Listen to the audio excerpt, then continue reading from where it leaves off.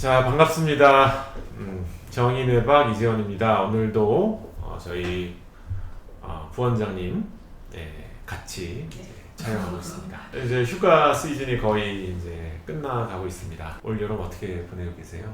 너무 덥습니다. 더워가지고 네. 환자분들도 오시는 분들마다 네. 너무 더워서 잠을 깨게 된다고 네. 말씀하시는 분들 네. 많으세요. 사실은 여기 이제 저희 병원에 에어컨이 망가졌었거든요. 근데 다행히 그래도 8월 달에 새 걸로 공사가 아주 극적으로 이루어져가지고 아주 시원하게 이제 진료를 보고 있습니다만, 좀 날씨가 너무 변덕스러워가지고요. 좀 스트레스를 받으시는 분도 꽤 있으신 것 같아요. 네, 맞아요. 네. 저한테 이제 우울증으로 다니셨던 분이신데, 열심히 뭐 러닝도 하고 막 이렇게 해가지고 굉장히 컨디션 관리를 잘 하셨었는데, 올여름에 이제 무더위 때문에 네, 맞아요. 도저히 이제 뛸 수가 없는 이런 상태가 돼서 뛰는 거를 2개월 동안 중단했다가 다시 우울증이 심해진 분이 오셨어요. 저도 네, 오늘 네. 아침에 네, 꽤 오랫동안 네. 정말 컨디션 좋아가지고 네, 약도 이제 거의 막 요즘 거의 조금만 드시고 막 이러셨던 네. 분인데 네. 더우니까 이제 집에 네. 와서 이제 맥주 드시고 아, 그러시는데 그렇게 하다가 주무시고 뭐 네. 운동도 못 하시고 이래가지고 다시 살 찌시고 이러면서 이제 또 네. 우울이 심해지셔가지고 아. 약이 또 다시 좀 늘어가신 분이 또 계셨어요. 네. 최근에 그런 경우가 정말 종종 있는 거예요. 네. 아유, 그래서 이 기상이변이 이제 언제까지 어디까지 갈 것인가, 네. 그게 참 걱정입니다. 기상이변과 함께 국민들의 우울증도 점점 심해져가는 게 아닌가 이렇게 생각이 되네요. 네, 맞아요. 그래서 최근에 이제 질문하시는 것들을 제가 가끔씩 저희 실장님한테 이야기를 듣는데, 요즘 우울증에 대한 문의가 부쩍 많아졌다고 네. 그러시더라고요. 그래서 우울하신 분들이 좀 많아지는데, 그 중에서도 이제 요즘 청소년들 네, 맞습니다. 이제 계약을 이제 속속 하고 있잖아요. 왜 원래 뭐 블루 먼데이 이런 얘기가 있잖아요. 좀 쉬고 난 다음에 그렇죠. 다시 일에 복귀하려고 하면 이제 우울감이 오게 되는데, 그런 게 있지 않나 이렇게 생각이 되네요. 뇌파를 찍으면 우울증에서 뭐가 도움이 되느냐, 이런 질문들도 꽤 많으신 것 같아요. 왜 우울증에서 가장 많이 보이는 뇌파 패턴이 뭐가 있을까?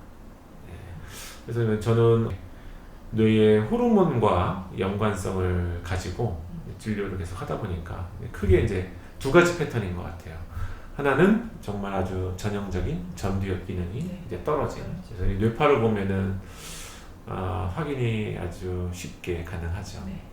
이게 세타파라고 하는 뇌파가 전두엽에 붉게 올라간 이런 타입이 전두엽 기능 저하 때문에 이제 우울감이 오신 이런 타입이죠. 그래서 많은 연구들에서 이제 우울증이 있을 때 전두엽 기능 저하를 이야기를 많이 해요. 네, 맞습니다. 근데 이제 여러분들은 여러 가지 이제 치료제하고 특히 저희 뉴로모듈레이션 중에 이제 TMS라고 전두엽을 자극시켜주는 이런 치료에 매우 반응이 좀 좋은 이런 유형이 되시죠. 자, 근데 이제 모두 다 이게 전두엽 기능 저하를 보이는 이런 유형은 아니신 것 같아요. 때에 따라서는 이제 불안도가 너무 높아서 불안하고 머리가 복잡하고 가슴이 두근거리고 이런 불안 증상, 이게 또 이제 계속 너무 이제 불안한 스트레스 상태를 참고 견디다 보면 뇌 기능이 훅 이렇게 떨어지는 이런 시기가 오게 되는 것 같아요. 이제 그래서 오시는 분들, 그러면은 아주 전두엽의 이상 패턴이 이제 세타 증가가 아주 두드러지진 않지만 베타파 감소와 동반해서 이제 이렇게 불안 패턴이 강하게 나타나시는 분들이 있죠. 그래서 그런 분들은 주로 이제 세로토닌 쪽에 문제를 놓고 보고 치료를 진행을 해드리는데요. 그러면은 과연 옛날에는 우울증이 있는 환자분들을 보면서 이 뇌파 타입을 유추하기가 어려웠을까? 어떻게 생각하세요? 예전에 정말은 그런 과학적인 뭐 그런 거 없이 관찰을 통해서 여러 가지 이제 그런 걸 쭉 기술에는 뭐 기술 정신 영리학이라는 게 있죠. 근데 이제 관찰을 통해서 일관된 뭔가를 찾아내서 이렇게 그룹핑하는 그런 것들이 과학이 발달되기 전에는 그런 걸 많이 하셨단 말이죠. 그래서 그 전에도, 그러니까 그 네. 뇌파는 정말 우리가 눈으로 다 네. 볼 수 있는 거긴 하지만, 네. 분명히 이제 그런 네. 부분이 있었을 것이고, 네. 무기력이나 그런 게 조금 더 우세한 우울증, 네. 아니면 불안이나 네. 뭐 이런 게 좀 우세한 우울증, 이런 식으로 러프하게 이제 좀 네. 이렇게 그쵸. 구분해서 했었죠. 예. 그래서 왜 믹스드 앵자이티 앤 디스프레시브 디소더. 그쵸. 네. 이게 우울증 타입 중에 이렇게 불안을 좀 심하게 동반하는 이런 타입이 있죠. 이런 경우에는 아주 뇌파를 보면은 분명하게 차이가 나고 이제 알기가 굉장히 쉬운데요. 그래서 제가 과거에는 그렇게 약간 추측을 좀 했었어요. 환자의 증상을 딱 들어보고 뇌파 검사를 할까 말까 막 이렇게 망설이시는데, 그래서 제가 이제 추측을 해서 아마도 이제 뇌파를 보시게 되면 이런 뇌파상의 이상이 있으실 거다. 제가 봤을 때는 증상이 이런 쪽이 좀 가까우신 것 같다. 이렇게 이제 뭐 미리 본인이 검사를 했을 때 어떤 결과가 나오는지 좀 예측이 돼야 이 검사나 이런 거를 진행을 해야겠다라는 결정이 이제 되시는 분들이 꽤 많기 때문에 예. 그래서 그렇게 이야기했던 적이 있었어요. 예. 근데 그때 제가 봤을 때는 열에 8은 맞았는데 둘은 틀리더라고요. 둘밖에. 아니요, 그러니까 이제 어느 정도 이제 경험이 이제 쌓이고 난 다음에요. 네. 그래서 증상만 갖고는 이걸 타입을 정확하게 알아내기가 좀 어렵구나 이런 생각을 좀 많이 했었는데 지금 제가 생각을 해보면 약간 차이점. 그러니까 이제 그냥 전두엽 기능 저하 때문에 우울감이 오신 분들은 제가 봤을 때는 평상시 약간 에너지가 넘치시는 분들, 에너제틱하고 그렇죠. 뭔가 활동을 하고 싶은 거나 이런 의욕이나 이런 게 굉장히 많으신 분이신데 어느 순간 의욕도 하나도 없어지고 기운도 없고 그래서 내가 에너지는 좀 있는 것 같은데 뭘 해야 될지 전혀 모르겠는 예, 이런 타입. 그거에다가 제가 봤을 때는 이제 충동성을 쉽게 동반하시더라고요. 감정 컨트롤이 잘 안 되는 거예요. 막 화, 짜증, 뭐 분노 조절 이런 게 좀 어려워. 그리고 반대로 약간 불안도가 워낙 높아서 여러 가지 에너지나 이런 게 떨어지신 분들은 제가 봤을 때는 공통적으로 조금 예민하신 분들이 있어요. 그렇죠. 예, 좀 예민하고 꼼꼼하고 좀 완벽주의적이고 평상시에 이제 이렇게 잔 걱정이라고 할까요? 이런 게 조금 많으셨던 분들. 예, 이런 분들이 이렇게 미래에 대한 불안을 많이 동반하세요. 그죠?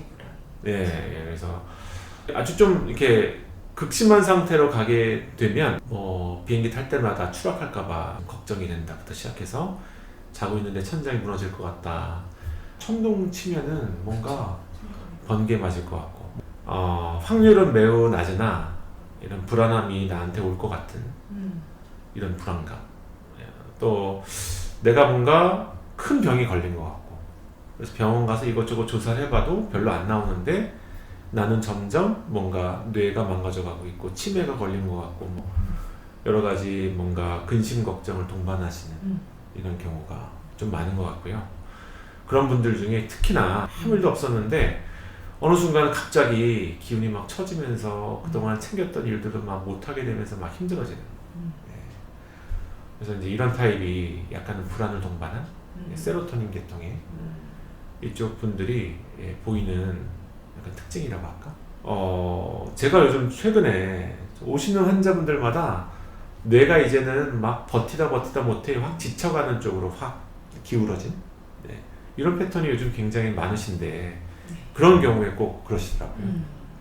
이미 뇌는 이제 불안에 대해서 막 견딜 만큼 막 견디고 그랬는데 이 외부에 아무 이런 이벤트들 사건이 없었는데 갑자기 이제 뇌는 확 기운이 이제 떨어지게 되는 거죠. 저는 그걸 느낄 때마다 이 인체가 처음에는 보완을 막 하려고 막 애쓰고 노력하다가 이게 안 되면 확 주저앉는 이런 식으로 신체 변화가 나타나거든요. 그래서 저도 사실 옛날에 이제 인턴 때 응급실을 돌다 보면 왜 환자분들이 뭐 큰 외상이나 이렇게 해서 막 출혈도 심하고 막 그러면 처음에 막 타키카디아라고 심장이 막 빨리 뛰어요. 막 빨리 뛰고 막 그러는데 이때 뭔가 적절한 조치나 이런 게 되지 않으면 어느 순간 이제 심장박 동수가 느려지기 시작하거든요. 그럼 막 이제 큰일 났다 이제 CPR 뭐 이런 것도 막 얘기하면서 안 좋아지는 상태를 확 가게 그렇죠. 되죠. 예, 인체가 좀 그런 것 같아요. 처음에는 컴펜세이션 하려고 막 애쓰고 노력하다가 이게 안 되면 확 그냥 기능이 주저앉아 버리는 이런 상태가 생기게 되는 거죠. 그래서 우울증도 비슷한 것 같아요. 스트레스 때문에 불안 이런 게 높은 게 계속 나를 뭔가 좀 소모하고 막 이러다가 어느 임계점을 이제 통과를 하게 되면은 그때부터는 확 기능이 떨어지면서 주저앉는, 그러면서 이제 인지장애부터 시작해서 정말 숨쉬기도 힘든 이런 상태까지 이제 가시는 분들이 이렇게 있죠. 예, 우울증 그러면은 참 많기도 하고 이제 그 원인이나 이런 걸 놓고 봤을 때 이게 좀 쉽지가 않습니다. 뇌를 보면 볼수록 우울증이라고 하는 게, 그래서 옛날에 저도 이제 전공의 때 저희 이제 신경과, 저는 정신건강의학과였는데 신경과에서 이 뇌출혈 있으신 분들을 쫙 이제 모은 거예요. 이분의 우울 증상이 어떻게 되나. 네. 그래서 그거를 논문을 이제 쓰는데 제가 옆에서 좀 도와줬던 적이 있었거든요. 그래서 그때 그 논문의 결론이 뇌 어느 부위가 망가져도 우울증 리스크는 다 올라간다. 우울증 리스크 다 올라가는데 그 중에 특히나 좌측 전두엽이 망가졌을 때 가장 우울증 이제 비율이 가장 많이 올라가더라고요. 그래서 그걸 보면서 굉장히 좀 재밌었는데, 네. 자, 어쨌든 뭐 우울증에 대해서 오늘 뭐 간단히 말씀을 드렸는데, 예, 점점 요즘 워낙 스트레스나 이런 것들도 많다 보니까 거기다가 이제 기상이병까지 스트레스를 받으시는 분들이 많고 그만큼 이제 우울증 때문에 고생하시는 분들이 많은 것 같습니다. 내가 뭐 지금 어떤 상태다 이런 게 좀 이제 궁금하신 경우에 뇌파 검사를 통해서 내가 어떤 유형의 우울증을 경험하고 있는 건지, 그래서 어떤 치료를 받아야 가장 좀 시행착오를 덜 하면서 가장 본인한테 맞는 우울증 치료를 받으실 수 있는지 뇌파를 한번 이용을 해보시면 많은 도움이 되시지 않을까 이렇게 생각해요. 네, 맞습니다. 자, 그래서 오늘 오래간만에 이제 유튜브를 찍느라 약간 좀 어색하기도 하고 좀 그러네요. 네. 네, 그래서 오늘 경청해주신 분들 감사드리고요. 네. 다음에 조금 더 익숙해진 모습으로 찾아뵙겠습니다. 경청해주셔서 감사합니다. 감사합니다.